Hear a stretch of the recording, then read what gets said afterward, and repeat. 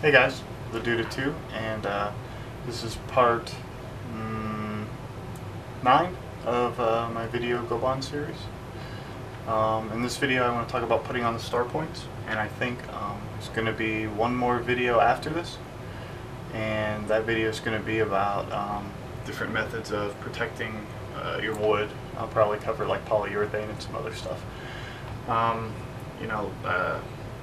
Maybe like wax and different methods of protecting your finished work.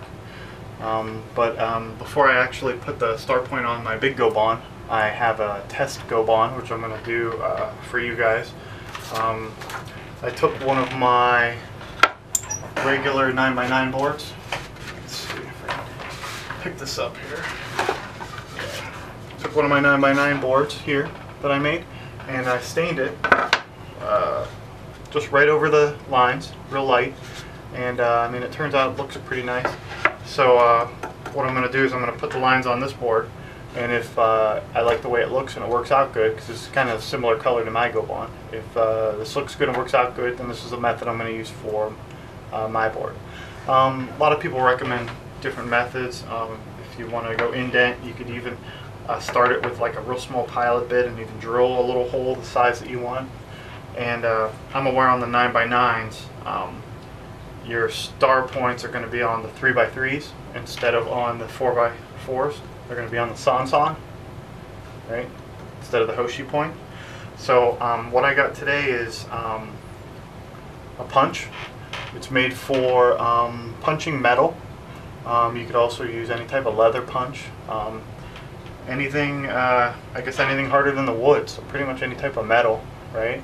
What I'm going to do is I'm going to line it up with the point, and I'm going to take a hammer, and this is just going to be a, so I have that. I'm going to do that on all 4 points and the center. Once again, I'm doing the 3 points on this board here, and it's a very soft wood, so it's going down pretty good. I'll show you how that come out. So you can see, maybe you could see, yeah, you can see there, little indent, center, a little indent. Well, nothing special, right? And then I'm going to, I kind of like how that looks, so that looks good. I might even just kind of stop there. But what I liked the best was the ink, so I'm just going to drop some ink right over top of the ink I have dried already. And then what I did was I took a hole punch and I punched a couple holes in a piece of paper, and I like the size of these holes, so these are the holes I'm going to use. So because this is my test board, I'm not going to be as particular, but you might want to get it where you want it and then tape it so it doesn't move, and you probably are going to want to let the ink dry a little bit. But I have my brush, I have it nice and fanned out so it's not too rough, and let's give this a shot, huh? You want to use a thicker piece of paper because you don't want it to leak through. And right now the ink's filling up in the bottom of that hole, so it's going to take a while to dry, it looks like. There we go. Oop. It's proven to be a bit more difficult than I thought. There's a bit more work involved because of the hole. There we go. And you want to be very careful with it straight up. So we have one hole. I'm gonna repeat the process on these other corners. I'll try to be quick about it. Now that I know you got to fill this hole up, I'm dropping a big glob down the hole first, and then doing around the outside. I want to keep the paper as steady as possible because it wants to move, it wants to fold, and that's not what you want.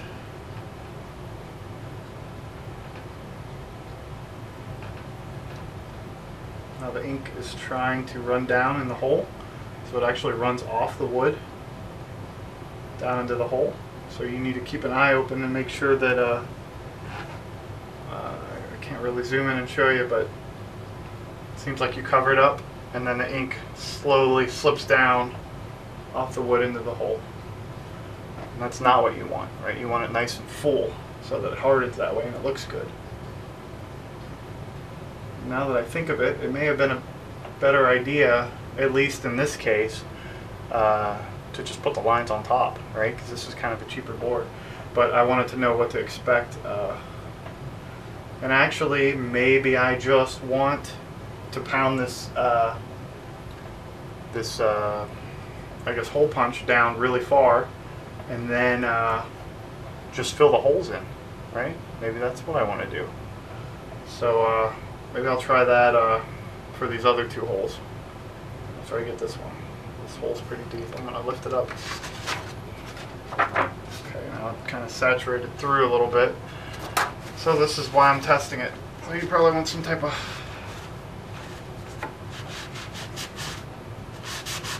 No good. No good at all. And that's why you do it on a test board. And this one's still drying. So let's try this. Now that I've got a little bit of discoloration, but it's a test board, so I'm not too worried about it. I'm just going to fill in this hole. See how this looks. There we go. My thinking is you could always go back, you know, and use the outline. That actually is looking pretty nice. I'm digging that. So you just fill the hole with ink. And let it dry. Just make a bigger hole. It's scary dealing with ink because the ink actually stains the wood a little bit. So we'll let that sink down, and we'll my calligraphy. Beautiful.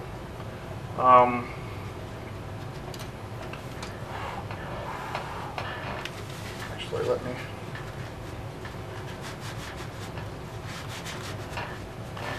dab this off. It actually came off all right. Let's do the same here.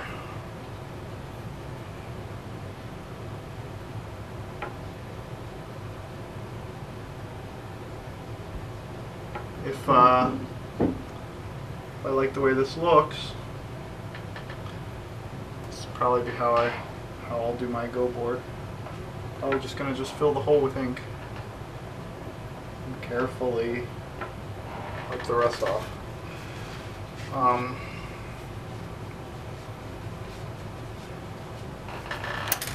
So this is what I have right now.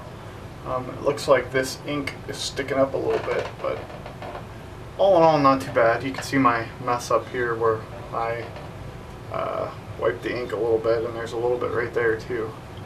But all in all, it looks pretty nice. This was a cheap, maybe 20 minutes to make this, to put the lines on, and maybe another 10 minutes to stain it and wait. And you just saw me in an 8-minute video with a lot of me yapping. I just put the dots on pretty quick. So I think, well, I'm sure I'm going to at least dot the, use this hammer here to put on the holes in my board. And then after that, where I go from there is going to depend on how this looks.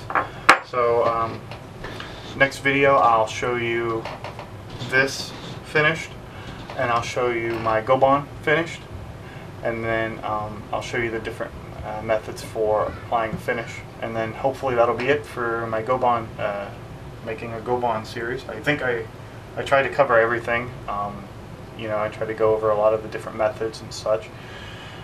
Hopefully this kind of helps you guys out, and hopefully, if one of you guys make a nice Goban or whatever, and you used any of these methods, let me know, so I feel like I didn't do all this for nothing, and maybe send me a picture or something.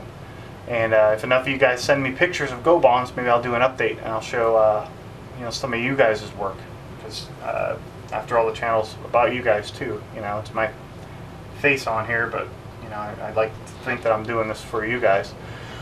So that's that. We'll let this dry, and then next video we'll see what's going on with the main man, the main Goban. and hopefully I don't screw that up and have to go through a bunch of crap again. Hopefully this will all dry real nice and we won't have any problems. That's what I'm hoping. Keep my fingers crossed. That's about it. Thanks for, I hope this whole mini series, hopefully you're following along and you're getting excited to see the finished product as I am, and this isn't killing you. But I promise, one more video, we'll get it covered, taken care of, and then look at the finished product, and then my very next video I'll do something more Go related, because I've been learning some good stuff. I feel like I've been getting stronger. And right now I'm switching between an 8 and a 9Q on KGS. On Dragon Go server, I got some really cool games to go over maybe, so we'll see what's up. So thanks again for all your support and your kind words and your criticisms. And that's about it.